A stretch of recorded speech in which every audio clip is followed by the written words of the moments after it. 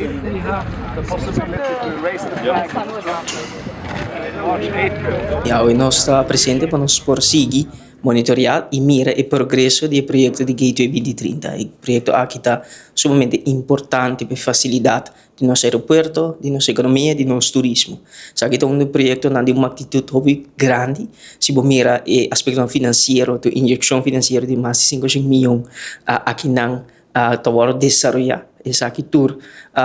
tem quadro de visão de aeroporto de Aruba, mas também governo de Aruba, para nós porque da prover experiência e de qualidade, eficiência, segurança, mas também confortabilidade, tá elemento na hobby importante com facilidade do aeroporto mas se pode prover. Nós encontrar diferentes retos. Um é o reto de falta de sinergia e comunicação entre diferentes partners, como ser guia projeto aqui, com a junta de supervisão, os contractors, também o Skipple Group, o governo de Aruba, também o ministro que representa a ação maioritária da empresa de AAA&V. Tem relação que não estava funcionando, comunicação que não estava vai de maneira mais eficiente nossa restaurar e comunicação aqui e coordenação tem uma energia positiva para nós por cabo que o projeto aqui tem e tempo estipulado para o MECO 2030, porque o projeto está aí a Gateway 2030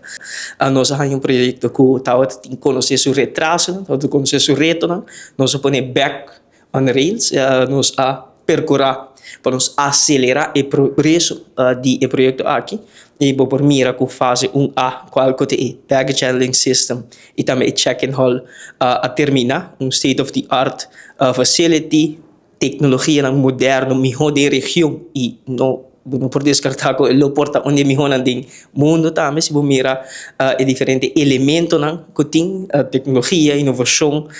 por processar mais de 2.000 maletas de término de menos de 1 hora essa aqui está cifra que está sumamente impressionante para um aeroporto, mas o que nós temos